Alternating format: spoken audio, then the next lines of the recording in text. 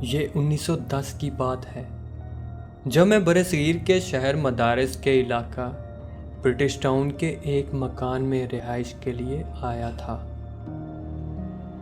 Writer ने अपनी आमद का मकसद ये बयान किया है कि उसकी ट्रांसफ़र खानेवाल शहर से मदारिस महकमा तालीम वालों ने इसलिए कर दी थी कि मेरी जगह खानेवाल शहर में एक और senior chief surveyor of schools mister लाइप आ गया था।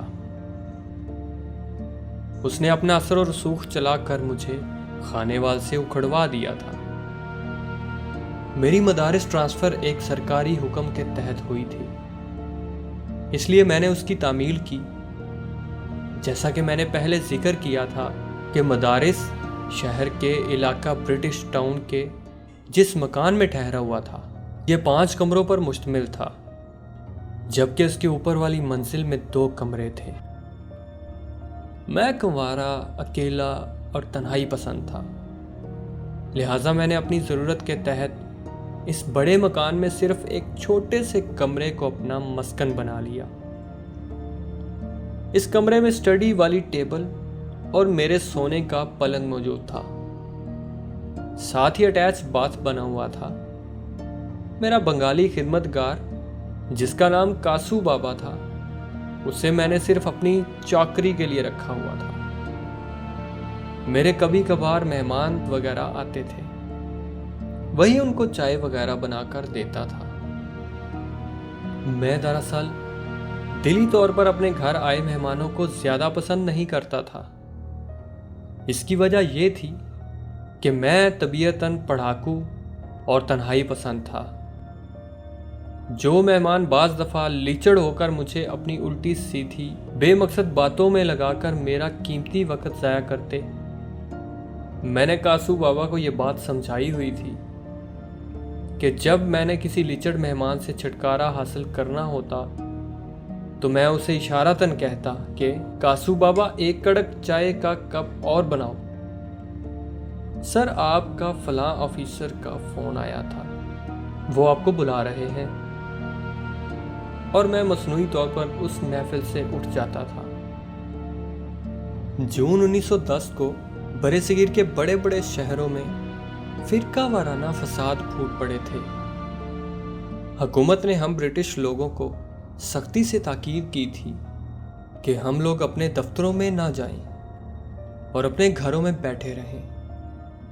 यह ऑर्डर एक हफ्ते के लिए था। मैंने कासू बाबा को कहा, तुम बाजार से बहुत सी इंग्लिश लिटरेचर की बुक्स ले आओ। उसने मुझे कहा, इस वक्त बाजार जाना बहुत मुश्किल है क्योंकि मदारिस के गली कूचों में हिंदू सिख आपस में मोर्चाबंद होकर लड़ रहे हैं। उसने बाजार जाने से इनकार कर दिया। बैरट आए हैं। ओहो, अच्छा।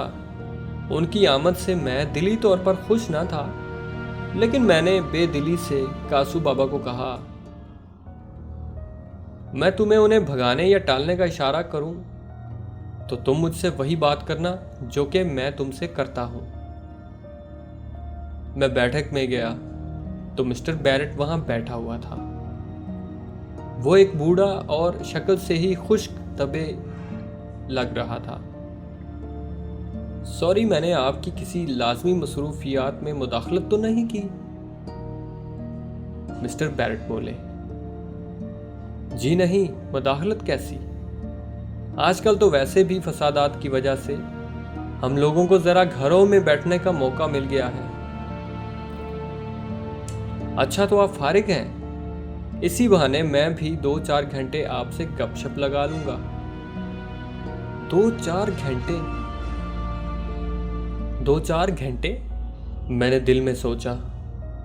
मैंने मसनूई खुश इखलाकी से उसे मुस्कुराकर कहा, जी हाँ, क्यों नहीं, मैं भी तकरीबन फारिग हूं। बैरट ने इब्तदाई तौर पर मुझे बताया कि वो हुकूमत की जानिब से मदारिस शहर में उसकी पुरानी तारीखी इमारतों और उसके इर्द गिर्द की जगहों का बगौर जायज़ा लेकर उसके बारे में ये रिपोर्ट बनाने आया है।